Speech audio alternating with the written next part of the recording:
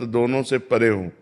जैसे हमारा ये शरीर असत है, ये भगवान नहीं है। हमारा जो स्वरूप है भगवान का अंश है, पुरुष, लेकिन पुरुषोत्तम उससे भी परे है। हम इतना ही जान लिया तो सब कुछ नहीं जान लिया।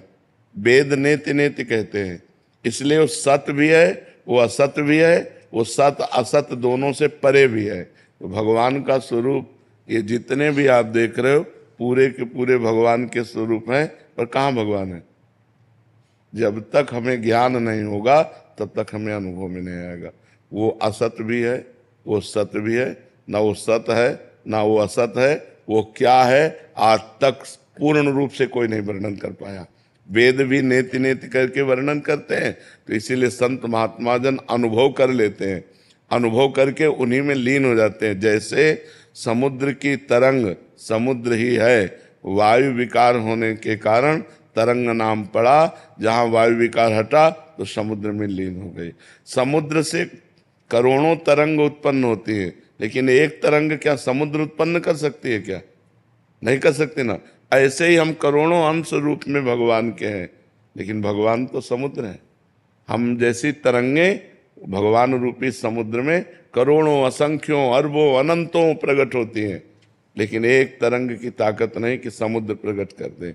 वायु हटा वो समुद्र रूप हो गया। तो माया का विकार होने के कारण हम ब्रह्म से विलग अपने को मानकर स्त्री पुरुष जड़ चैतन्य भेद देख रहे हैं, और जब माया का विकार हटा तो सब लहरें समुद्र ही है, वो शांत समुद्र हो गया। तो परमात्मा को जानना पूर्ण रूप से वो अनुभवगम्य है, अनिर्वचनीयम स्वरूपम। परमात्मा का क्या स्वरूप है? वो अनिर्वचनीय है। वो सत्य भी है, वो असत भी है, वो सत और असत दोनों से परे भी है जी। अश्विनी मिश्रा जी कनाडा से। जय सिया राम महाराज जी, आपके चरणों में कोटि कोटि प्रणाम। महाराज जी, आत्मा प्राण और चेतना में क्या अंतर है? आत्मा प्राण और चेतना। प्राण स्थूल शरीर में जो आ जा रहे हैं इन्हें कहते हैं। ये 5 प्रकार के होते हैं, प्राण अपान व्यान समान उदान। इनके द्वारा पांच भौतिक शरीर का संचालन होता है। जो चेतना है वो ईश्वरीय शक्ति, जो हम भगवद अंश हैं, उसी से विषय का आकर्षण इंद्रियों में, इंद्रियों को शासन में लेने वाला मन, मन को प्रकाशित करने वाली बुद्धि, और जो बुद्धि को चेतना प्रदान करती है वो परमात्मा से होती है। वही परमात्मा हमारा स्वरूप है, वही परमात्मा स्वरूप हमारा है। तो हमारी आत्मा ही चेतनता प्रदान करती है, आत्मा ही भगवत स्वरूप है, और ये प्राण केवल शरीर का संचालन करते हैं। प्राणों के द्वारा शरीर का संचालन होता है, प्राण अपान व्यान उदान समान। और जो चेतना है वो आत्म तत्व से प्रकाशित होती है, जो बुद्धि को प्रकाशित करती है। सबकर परम प्रकाशक जोई, जो सबको प्रकाश प्रदान करती है, चेतना प्रदान करती है, वो हमारी आत्मा है। वो आत्मा ही परमात्मा, इसमें किंचन मात्र भेद नहीं है। समझ पा रहे हो जी? तुषार खुराना जी हरिद्वार से। राधे राधे। राधे राधे महाराज जी।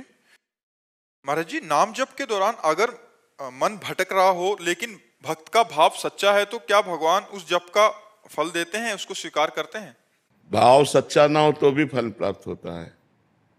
हमने कई बार सत्संग में बताया कि जैसे अग्नि में दाहिका शक्ति है, तो हम प्यार से छुएं, श्रद्धा से छुएं तो वो जला देगी, अश्रद्धा से छुएं तो जला देगी, भूल से छू जाए तो जला देगी, क्योंकि उसमें दाहिका शक्ति है।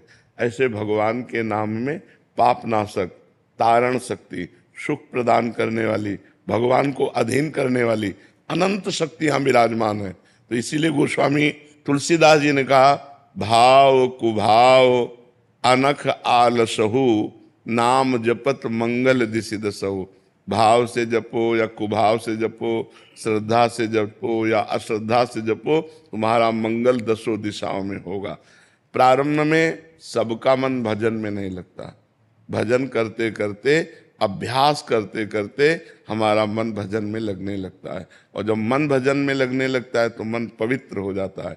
जब मन पवित्र हो जाता है तो उसे भगवदानंद मिलता है। निर्मल जन मन सो मोहि पावा।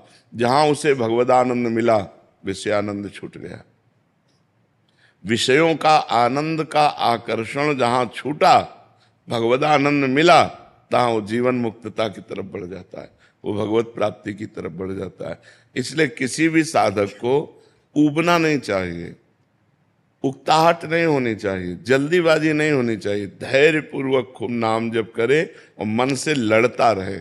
मन गलत संकल्प करेगा, गलत जगह ले जाना चाहेगा, गलत क्रियाएं कराना चाहेगा, गलत दृश्य देखना चाहेगा, तो हमको बहुत सावधान रहना है। सबसे ज्यादा साधक को सावधानी एकांत में रखनी है। जब वो अकेला हो, एकांत लेटा हो, बैठा हो, उस समय उसको बहुत सावधान रहना है। तो एकांत पाकर अधकचरे योगी के ऊपर मन अपना हावी होता है और हावी होकर उससे गलत चिंतन कराता है, गलत दृश्य दिखाने की चेष्टा करता है। अब जैसे मोबाइल है, एकांत में है आप, बहुत आप नाम जप कर रहे हैं बहुत, लेकिन वो मन आपको जबरदस्ती मोबाइल खुलवाएगा और गलत दृश्य देखने के लिए विवश करेगा, गलत संकल्प करेगा, गलत क्रियाएं करने के लिए विवश करेगा। जिस साधक का एकांत पवित्र है, वो साधक का जीवन पवित्र है। समाज में तो सब होश में रहते हैं, हमारा जो होश उड़ाता है मन, वो एकांत में होता है। तो एकांत में मन हावी होकर अपनी मनमानी कराना चाहता है, इसलिए उसकी एक भी बात न माने। एकांत में बहुत सावधान होना चाहिए। जब अकेले कमरे में बैठे हो या शयन करने जा रहे हो, उस समय बहुत सावधानी की जरूरत है कि मन हम पर हावी होकर कोई गलत क्रिया न करा ले, कोई गलत दृश्य न दिखा दे, कोई गलत संकल्प न बना दे, कोई गलत मनोराज्य में ना ले जाए। अगर हम ऐसी सावधानी रखेंगे तो नाम धीरे धीरे खुद अनुभव कराने लगेगा कि हमको कितना आनंद प्राप्त होता है। भरत जी चंडीगढ़ से। राधे राधे महाराज जी। महाराज जी, शील प्रभुपाद जी को मैंने अपना गुरु स्वीकार किया है। महाराज जी, शारीरिक रूप से वो तो अभी संसार में नहीं है, तो क्या मात्र उनके उपदेश का पालन करके और हरे कृष्णा महामंत्र का जप करके भगवत प्राप्ति का मार्ग प्रशस्त हो? हाँ, हो सकता है, हो सकता है। भगवान नाम में अपार सामर्थ्य है और संत महात्मा अंतर ध्यान जरूर हो जाते हैं, पर उनके वो सत है ना, तो उनकी सत्ता है, कभी अभाव नहीं होता। ना सते विद्यते भाव, ना भाव विद्यते सता। असत का कभी भाव नहीं है और सत का कभी अभाव नहीं है। सत हर समय विराजमान रहता है। तो सत्संग, जब हम किसी महापुरुष का अपने हृदय से प्रिय भाव से वर्ण कर लेते हैं, जैसे हमने रामकृष्ण परमहंस जी को वर्ण कर लिया, उड़िया बाबा को वर्ण कर लिया, किसी भी महापुरुष, तो वो सत महापुरुष हैं, वो थे, हैं, रहेंगे। त्रिकाल सत होता है, सत त्रिकाल सत होता है। तो हम अगर प्रभुपाद जी को गुरु मान करके और महामंत्र का जप करें तो हमारा भगवत मार्ग प्रशस्त हो जाएगा, पर साथ में गलत आचरणों का त्याग करें। अगर गंदे आचरण करते रहे और भजन भी करते रहे तो हाथी के स्नान जैसा होगा। जैसे हाथी स्नान किया और अपने ऊपर धूल भर के डाल लिया तो उसका स्नान व्यर्थ चला गया, ऐसे ही यदि भोगों में, गलत आचरणों में, मनोराज्य में मनमानी आचरणों को करते रहे आप और भजन भी करते रहे तो आपको अनुभव में नहीं आएगा। यद्यपि भजन व्यर्थ नहीं जाएगा, आगे चल करके आपकी उन्नति होगी, लेकिन वो आगे चलना अनेक जन्म संसिद्धेर, पता नहीं कितने जन्म ले लेगा। अगर इसी जन्म में आनंद लाभ करना है तो भोगों को छोड़ना होगा, गलत भोगों को छोड़ना होगा। जैसे काम वेदना आ रही, अपनी पत्नी का संयोग समय धर्म के अनुसार करे तो पाप नहीं है, लेकिन वही काम वेदना यदि पराई स्त्री की तरफ गई तो वही पाप बन जाएगा। तो पाप आचरण से बचे। हम धर्म के द्वारा धन कमा रहे हैं, उससे हमारे परिवार का पोषण हो रहा है, ये भजन करो तो लाभ मिलेगा।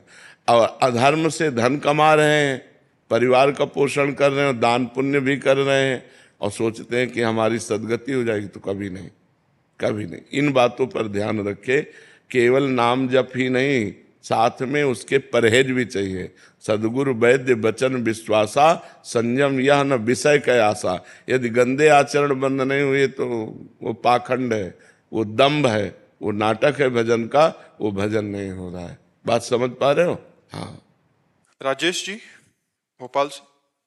राधे राधे। राधे राधे महाराज जी। महाराज जी, गृहस्थ जीवन में नियम से सेवा और भक्ति में कभी कभी देर हो जाती है महाराज जी, ऐसे में कोई? गृहस्थ में सबसे बड़ा नियम रखे नाम स्मरण का।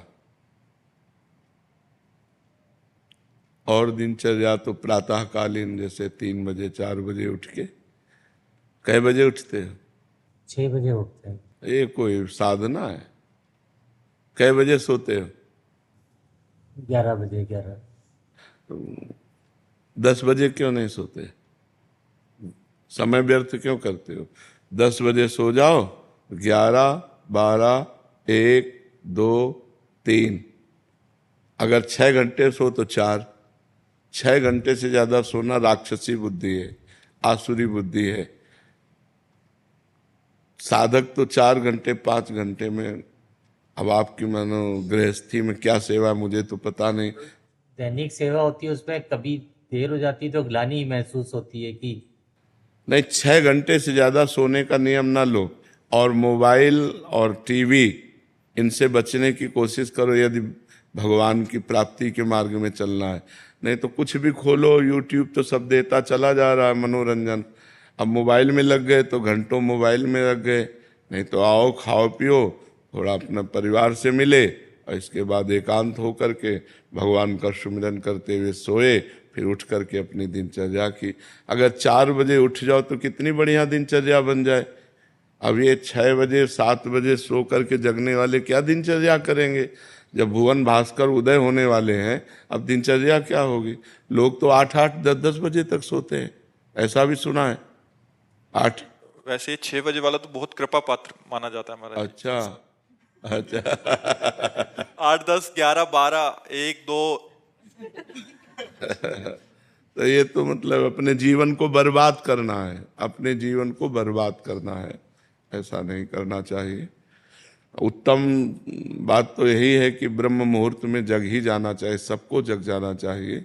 अब जिनकी नाइट ड्यूटी उनकी बात अलग है, नहीं तो हमें लगता है ऐसी प्रमाद स्थिति नहीं रखनी चाहिए। 2-2 बजे 3-3 बजे रात तक मनोरंजन करते हैं, फिर सो जाते हैं, 10-11 बजे तक सोते हैं। तो क्या जीवन है? पशुवत जीवन है? कोई जीवन है क्या? तो पहले तो जगना सीखो, समय से उठना सीखो, 4 बजे उठना सीखो। अब क्या है, अब धीरे धीरे जीवन वृद्धावस्था की तरफ जा रहा है। अगर सावधान न रहे तो एक अवस्था सबके ऊपर आती है, मृत्यु अवस्था। वो सब हरण कर लेगी आपका, सब हरण कर लेगी। न बैंक बैलेंस जाएगा आपके साथ, न परिवार जाएगा, न ये शरीर जाएगा, तो फिर और क्या जाएगा? कुछ जाना तो है नहीं। जो जाना है वो कमा नहीं रहे, जाना है भजन। गृहस्थी में थोड़ी देर के लिए सेवा पाठ आदि कर ले, फिर हर समय उठते बैठते चलते फिरते काम करते हुए नाम जप का अभ्यास रखे। नाम जप समर्थ साधन है और इसमें कोई परेशानी नहीं है। आपको कहीं जाना है, नाम जप करते हुए जा रहे हैं, कोई कार्य कर रहे हैं, जब बात करना है तो बात अलग है, नहीं तो नाम जप कर रहे हैं। अंदर बार बार राधा राधा कृष्ण कृष्ण राम राम हरि हरि, जो नाम प्रिय हो वो नाम जप कर रहे हैं। तो नाम जप से भगवान की प्राप्ति होती। कलयुग केवल नाम आधारा, सुमिर सुमिर नर उतर ही पारा। बार बार नाम सुमिरन करने से हम इस संसार समुद्र से पार हो जाएंगे। समझ पा रहे आप? ठाकुर जी की सेवा में कभी कभी नियम से जो देरी हो जाती है तब दुख होता है वो। हाँ, वो प्रियता के कारण दुख होता है, लेकिन गृहस्थी में ऐसा कुछ नहीं है। जब समय मिले तब ठाकुर सेवा कर ले। मान लो आपको कभी सुबह से कार्य लग गए, सुबह चले जाओ कार्य में, जब समय मिले तब आओ अपने ठाकुर सेवा कर ली। गृहस्थी में ज़्यादा नियम इस बात का, इसीलिए नाम का नियम देते हैं कि उठते बैठते चलते फिरते हर समय नाम जप करो, और जब समय मिले तब ठाकुर सेवा प्रगट में कर लो, शास्त्रों का स्वाध्याय कर लो, पाठ कर लो। गृहस्थी में बहुत से कार्य हैं। मान लो कोई व्यापारी है, कोई किसान है, कोई ड्यूटी में है, कब कहाँ कैसे क्या, तो जब समय मिले तब ठाकुर सेवा पाठ कर लो, नहीं हर समय नाम जप करो। महाराज जी, कुछ साधक जन ऐसे हैं जो मतलब आपके शरणागत हैं, वो मतलब नियमित रूप से उन्होंने अपनी दिनचर्या फिक्स कर रखी है। तो कह रहे जब आप मतलब यद्यपि जो एकदम संसार में उनको लगाने के लिए आप ये वाक्य बोलते हैं, तो कह रहे हैं कि थोड़ी शिथिलता आ जाती है कि महाराज जी ने बोला गृहस्थी में हो तो। नहीं, वो उनके लिए है। अब ये कोई अष्ट प्रहर सेवा थोड़ी करते हैं श्री जी की, लेकिन जिनको श्री जी मिली हुई है और जिनकी अष्ट प्रहर सेवा की भावना है, उनको इन बातों को सुनकर शिथिलता नहीं लानी।